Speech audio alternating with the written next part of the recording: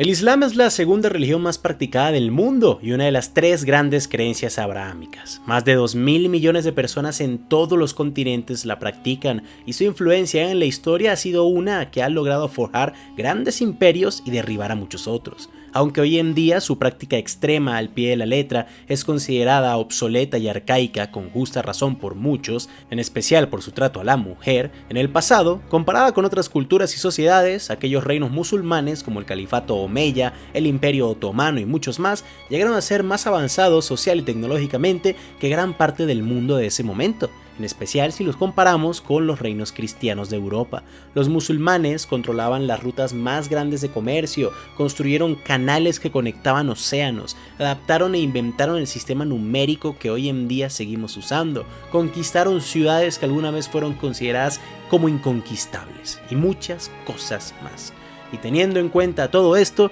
es aquí donde hacemos lo que más nos gusta hacer en este canal, preguntar. Yo soy Rafael Peraza y esto es ¿Y si el Islam nunca hubiese existido?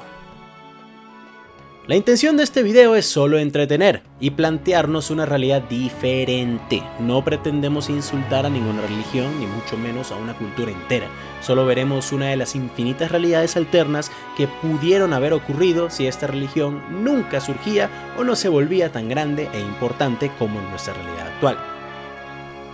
Primero lo primero, un poco de contexto. De las tres religiones abrahámicas, estas teniendo un origen conjunto y las otras dos siendo el cristianismo y el judaísmo, el Islam es la más joven. En los tiempos anteriores a la llegada de Mahoma, el lugar de origen de esta religión, la península arábiga, estaba escasamente poblada por beduinos y pastores nómadas organizados por tribus. Aunque siempre hubo grandes imperios un poco más al norte, esta parte del mundo, al ser tan árida, alejada y para ese entonces con pocos recursos, menos importancia se le era dada en esa época. Pero todo cambiaría en el siglo VII, cuando de la mano de Mahoma y sus descendientes, luego de fundar dicha religión, también fueron erguidas las bases para varios de los imperios más importantes que el mundo estaría por ver. Dicha religión comenzó a popularizarse de gran manera en todo lo que hoy llamamos el mundo árabe. Persas, bizantinos, egipcios, norafricanos y muchos más decidieron convertirse al Islam, y mientras más adeptos en posiciones importantes,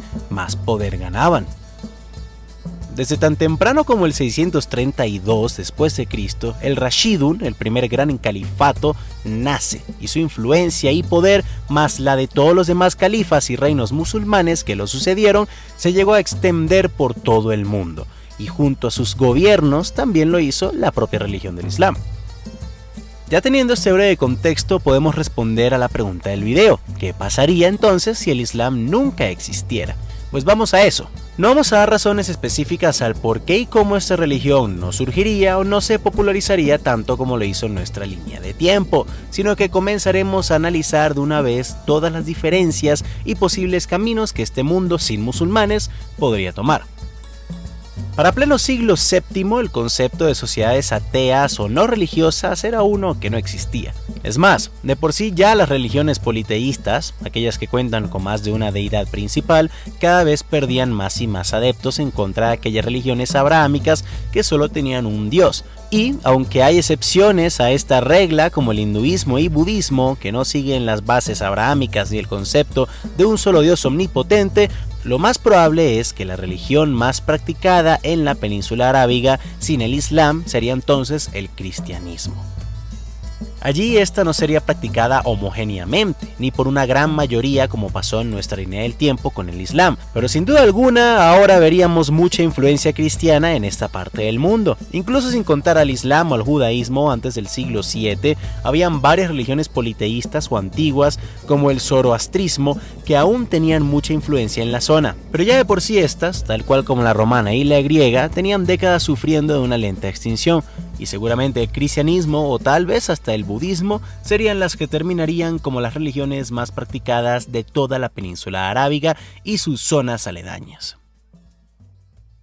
Así como lo dijimos en la introducción del video, los números arábigos, los mismos que usamos hoy en día, aunque tienen origen en la India más de 1000 años atrás, fueron adaptados, reinventados y mejorados en el Egipto musulmán del siglo IX por la necesidad de contar y administrar más eficientemente lo que tenían los califatos. Y, aunque es posible que aún así sin el Islam estos seguirían siendo tomados por los egipcios para ser cambiados, lo que sí no ocurriría sería su rápida adaptación e implementación por Occidente, luego de que el califato omeya, más adelante conocido también como el califato de Córdoba, conquistó casi toda Iberia y partes de Francia. Se comienza a implementar los números arábigos en todas las zonas manejadas por los musulmanes, y estos eran tan prácticos y fáciles de usar que incluso luego de la retirada islámica y la reconquista cristiana de Iberia, estos no solo decidieron seguir usándolos, sino que casi todos los demás reinos de Europa los habían adaptado también, por lo que sin la unidad y poder que trajo el Islam a todos los reinos y pueblos de la península arábiga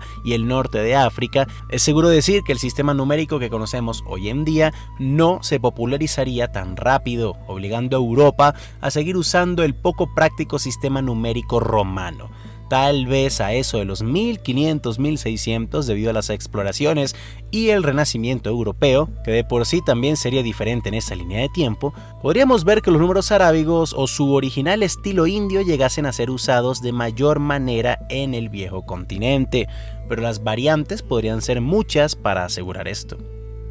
Así como sin el Islam los pueblos del mundo árabe no se unirían tanto como lo hicieron en nuestra línea del tiempo, lo mismo pasaría en Europa. Por ejemplo, las cruzadas no ocurrirían como las conocemos debido a la falta de un enemigo en común. Esto no empujaría a Europa a tener la necesidad de luchar juntos en contra del mundo musulmán, lo que haría que muchas guerras en Francia, Flandes, Inglaterra, el Sacro Imperio Romano y demás no se dieran nunca, cambiando todo el panorama político en el viejo continente en comparación a cómo pasó en nuestra realidad. Y lo mismo se podría decir del norte de África y el Medio Oriente en contra de los cristianos, ya que ahora muchos de ellos practicarían esta religión o una variación de la misma. Esa es la otra. Así como llegó a pasar con los ortodoxos y luego los protestantes debido a sus muy marcadas diferencias culturales, aunque se practique mayormente el cristianismo en el mundo árabe, estos podrían adaptar mejor dichas creencias a sus culturas, tal vez creando una nueva rama de la misma o adoptando algo similar al cristianismo ortodoxo que había en el Imperio Bizantino, las Balcanes, las tierras eslavas y demás partes de Europa del Este.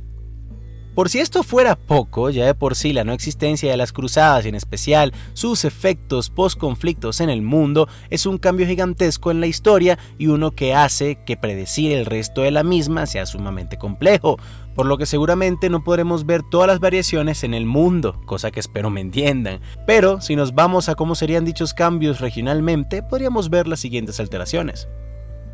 En lo que hoy llamamos España y Portugal es donde veríamos la mayor diferencia con la historia que realmente vivieron. Antes de la conquista islámica de la península, los visigodos, una rama de los bárbaros que tomaron parte del difunto Imperio Romano de Occidente, eran los que gobernaban entre comillas en la zona. ¿Y por qué lo digo entre comillas? Porque realmente no era un reino unido o centralizado, sino un grupo de semiseñores feudales y jefes de guerra que cobraban tributos y prácticamente hacían lo que querían. Fue luego de la toma omeya, del califato omeya, que orden, ciencia, matemáticas, arquitectura, estructuras gubernamentales, impuestos y demás necesidades de un gobierno estable fueron implementadas por sus conquistadores. E incluso luego de que más de 700 años después los ibéricos cristianos pudieron retomar estas tierras, todo lo mencionado anteriormente se mantuvo y no se cambió prácticamente nada, solo que ahora con una cara cristiana en vez de una musulmana.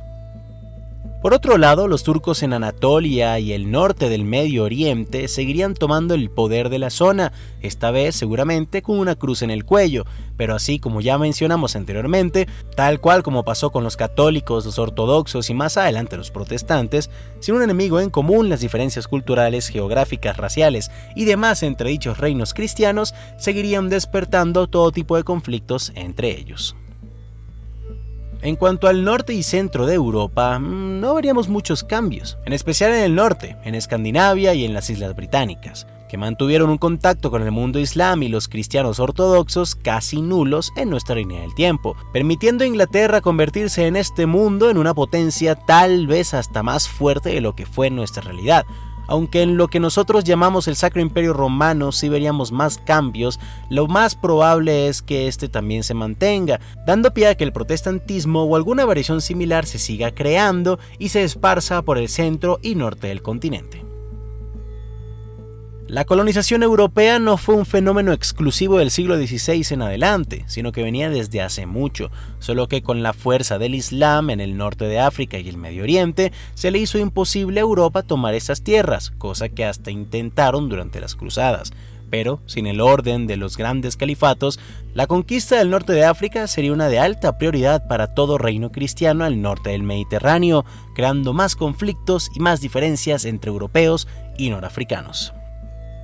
En lo que iba investigando y escribiendo todo para este video, me di cuenta que los cambios por la no existencia del Islam son prácticamente infinitos. Ya llevamos más de 10 minutos de video con poco pero necesario contexto y aún no hemos hablado de las muchas guerras entre ortodoxos, nuevos ortodoxos, cristianos, protestantes, nuevo protestantes y demás que habrían en este mundo, ni de las invasiones mongolas que no cambiarían pero afectarían muy diferente al planeta, ni los cambios ideológicos, ni del propio cambio en la búsqueda de nuevas rutas comerciales que llevaron a Europa a toparse con el continente americano por accidente, ni muchas cosas más. Por lo que si quieren que continuemos este video y sigamos hablando a fondo sobre esta nueva realidad, comenta en la parte de abajo y en mayúsculas Damasco. Si este video recibe mucho apoyo y visitas, les aseguro que más temprano que tarde publicaré una segunda parte con todo lo que mencionamos anteriormente, más a detalle y mucho más.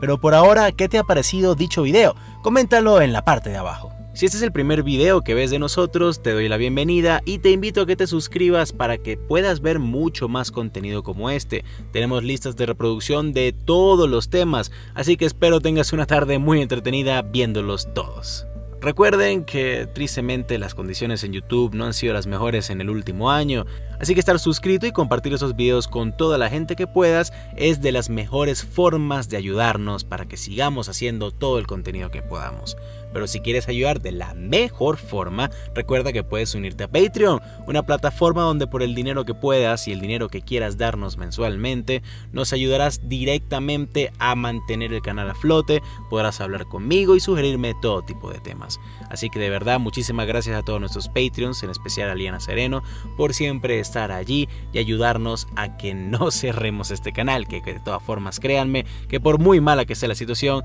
no lo vamos a cerrar. Una vez más, gracias a todos por estar aquí y ver nuestros videos. Yo fui Rafael Peraza, para el baúl de los conocimientos inútiles y que tengan muy buen día.